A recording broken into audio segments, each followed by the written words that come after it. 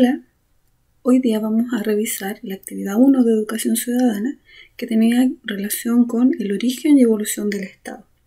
Vamos a ir explicando un poquito cómo tenían que haber realizado la actividad para que no queden dudas. Vamos a partir por los tiempos primitivos. Y los tiempos primitivos se dividen en distintas etapas. Durante el Paleolítico, como vemos en la imagen, no había un concepto de Estado. Recordemos que el Estado tiene tres elementos. Entonces, un territorio que tiene fronteras geopolíticamente delimitadas, donde habitan comunidades en torno a un poder central. Entonces, en el Paleolítico obviamente no había Estado porque no había territorio. Las personas eran nómadas, se desplazaban de un lugar a otro, en general buscando su alimento. Los hombres cazaban, las mujeres y los ancianos recolectaban junto con los niños, entonces era más que nada una actividad de subsistencia. ¿Ya?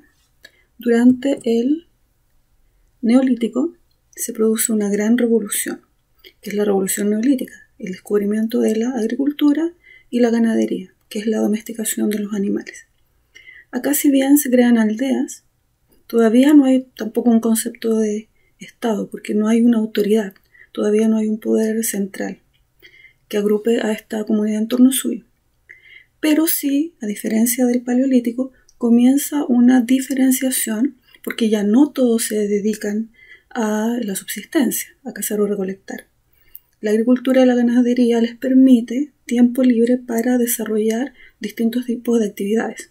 Como pueden ver en la imagen, surge por ejemplo la alfarería, lo que es la cestería, surge el pastoreo, distintas actividades que van a ir generando una diferenciación social, pero no todavía, ¿cierto?, dándole una estructura tan delimitada.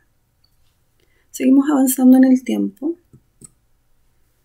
y en la edad de los metales ya se ve una estructura más delimitada que está dada por la aparición de las ciudades.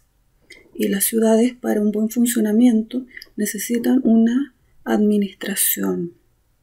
Entonces, hacia el fin de la edad de los metales, ya existían ciudades y ya comienzan a aparecer los primeros líderes que se van a transformar en reyes, que van a ser estos jefes, que van a ir agrupando a comunidades en torno a suyo. Y las ciudades ya van a ir delimitando fronteras a través de la construcción de murallas. Y la religión va a jugar un papel fundamental en la aparición de estos jefes, porque en un principio van a tener un origen divino. Y esto va a significar que las personas lo obedezcan, porque eran descendientes de un dios, por ejemplo. Surgen así las primeras formas de gobierno que se llaman teocracias, donde el líder religioso es también el líder político. ¿Ya? Y con un hecho súper importante que es la invención de la escritura, terminan los tiempos primitivos y comienza la historia propiamente tal. Y la primera etapa de la historia es la edad antigua. Con la invención de la escritura se produce una nueva revolución, porque ya no va a ser la tradición oral la que determine las cosas, sino que las cosas van a estar escritas, y escritas para la posteridad. Por lo tanto, al poder escribir las cosas, lo que es la administración y el gobierno se vuelve más efectivo.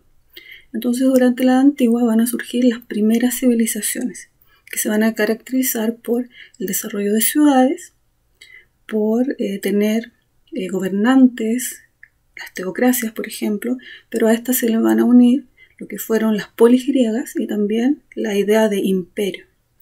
El imperio tiene que ver cuando los líderes quieren expandir el territorio. ¿Ya? Y tenemos, por ejemplo, los sumerios, los egipcios, los chinos, los romanos, los griegos, y en América los mayas, pero los mayas pertenecen a otro periodo de la historia. En fin, vamos a ir viendo que en esta época se crean las leyes, y van a ser importantes porque las leyes van a ser escritas y van a permitir darles a todos las mismas sanciones que puedan ser conocidas por todas las leyes. Y esto es lo que define una civilización y lo que define hoy día también a los estados modernos. Los estados de derecho se basan en las leyes. En la Edad Media, que tiene que ver con la época que comienza con la caída del Imperio Romano de Occidente, acá se produce una desaparición de esta idea de imperio, se fragmenta el poder, surgen reinos, y dentro de los reinos surge el feudalismo, que se va a fragmentar el poder del rey, él les va a entregar la tierra a distintos nobles, y estos nobles van a pasar a gobernar los feudos, transformándose en un mini estado. Cada feudo era como un mundo aparte, con sus propias leyes, con su propia forma de funcionamiento, por lo que en sí no son un estado propiamente tal. Eso fue durante la primera etapa de la Edad Media, que se llama Alta Edad Media. Pero a partir del siglo XI, con las cruzadas y con varios cambios que ocurren en Europa, con el fin de las invasiones, comienza una monarquía autoritaria o una monarquía medieval, donde los reyes intentan recuperar ese poder para centralizar nuevamente el Estado en su persona. Y de esta forma, en la Edad Moderna surgen las monarquías absolutas. Y estas monarquías absolutas se caracterizaban precisamente porque el Estado estaba encarnado en la persona, el Estado representaba al rey. El rey era el Estado, porque el rey tenía todos los poderes concentrados en sus manos. ¿Y por qué razón? ¿Y por qué nadie lo cuestionaba? Porque se suponía que en este orden estaba Dios, el rey y las leyes por debajo. Y su origen era divino, por lo tanto nadie podía cuestionar lo que el rey decía. ¿Ya?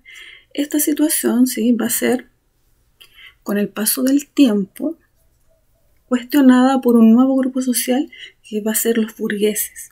Ya los burgueses surgen en la Edad Media, van a estar desligados de lo que era el feudalismo, y ellos van a cambiar la forma de ver el mundo y van a comenzar a exigir derechos, porque los burgueses tenían dinero, pero no tenían ningún derecho porque pertenecían al tercer estado, que era de los no privilegiados. Entonces ellos van a comenzar a cuestionar lo que era el poder del rey, y esto con el paso del tiempo en Inglaterra y en Francia van a llevar a revoluciones y luego a toda Europa. Y de esta forma va a surgir lo que es el Estado liberal, que como dice acá, ¿cierto?, en la diapo, tiene reconocimiento de derechos individuales y garantías procesales. ¿Qué significa esto? Que nosotros, por el solo hecho de ser personas, tenemos derecho, por ejemplo, a la libertad. Tenemos igualdad ante la ley. ¿Por qué tienen que haber privilegiados y no privilegiados? Que la monarquía absoluta no era la mejor forma de gobierno, que una persona no puede concentrar todo el poder en sus manos, y ahí surge la república como la mejor forma de gobierno, con la separación de los tres poderes. En cuanto al Estado liberal, también plantean la separación de la Iglesia del Estado, que antes era una sola cosa. El liberalismo económico, que tiene que ver con que el Estado debe intervenir lo menos posible en la economía.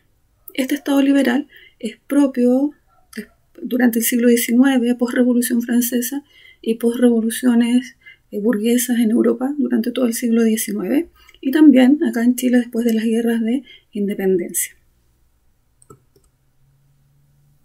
Pero en el siglo XX surge otro tipo de Estado, que es el Estado de Derecho, principalmente después de la Segunda Guerra Mundial.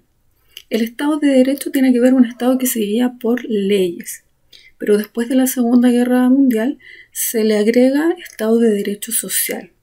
¿Y qué significa esto?